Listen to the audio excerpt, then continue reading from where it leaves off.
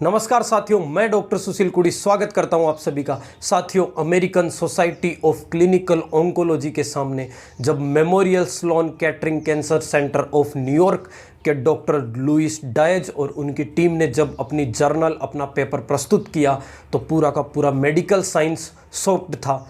और जी हाँ, क्यों ना हो, क्योंकि उन्होंने कैंसर का ट्रीटमेंट ढूंढ दिया था और उन्होंने 18 लोगों पर इसका ट्रायल किया था और रेक्टल कैंसर पे इसका ट्रायल था।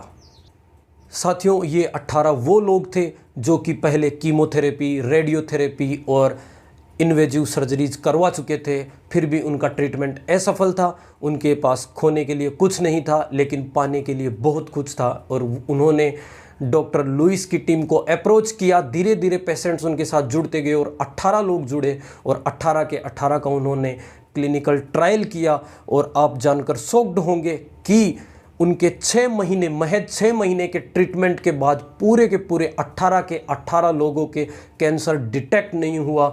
ना कि फिजिकल एग्जामिनेशन से डिटेक्ट हुआ, ना कोई एमआरआई से डिटेक्ट हुआ, ना कोई पैट स्कैन से डिटेक्ट हुआ, ना कोई एंडोस्कोपी से। इसका मतलब सिर्फ यह था कि कैंसर ख़त्म हो चुका है और सारे के सारे पेशेंट हैप्पी टीयर्स के साथ अपने घर लौटे। तो साथियों, अब सभी के आपके जहन में एक बात आ रही होगी कि ये ट्रीटमेंट पॉसिबल कैसे हुआ।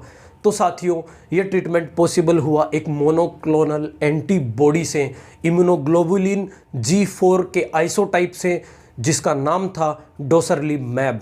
साथियों, ये monoclonal antibody programmed death receptors 1 को ये ब्लॉक करती है और कैंसर सेल्स की डेथ करवाती है। साथियों, ये चेक पॉइंट इनहिबिटर्स होती है और ये करती क्या है, अपनी बॉडी में जो भी कैंसर सेल्स होती है उनको प्रीडिस्पोज करती है अपनी इम्यूनिटी के सामने कि आके इनको मारो, और अपना इम्यून सिस्टम उन कैंसर सेल्स को डिस्ट्रॉय कर देता है, उनकी डेथ करवा देता है।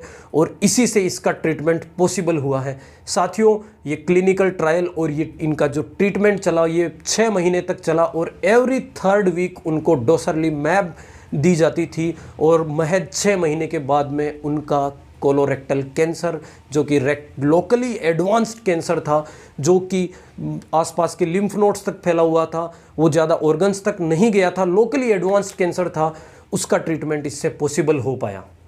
और साथियों, डॉक्टर लुइस की टीम ये क्लिनिकल ट्रायल बहुत पहले से करना चाहती थी, लेकिन उनको स्पॉन्सर्स नहीं मिल रहे थे, क्योंकि इसका ट्रीटमेंट, ये जो डोसरलीमैब था, इसका ट्रीटमेंट बहुत महंगा था, इसलिए उनको स्पॉन्सर्स चाहिए थे। और आखिर में हुआ क्या कि एक टिसारो नाम की एक फार्मास्यूटिकल कंपनी ने उनको स्पॉन्सर किया और ये ट्रीटमेंट पॉसिबल हो पाया। अब साथियों, होता क्या है कि कोलोरेक्टल कैंसर किन लोगों में होता है, इसके रिस्क फैक्टर्स क्या हैं, तो मैं आपको बताऊं।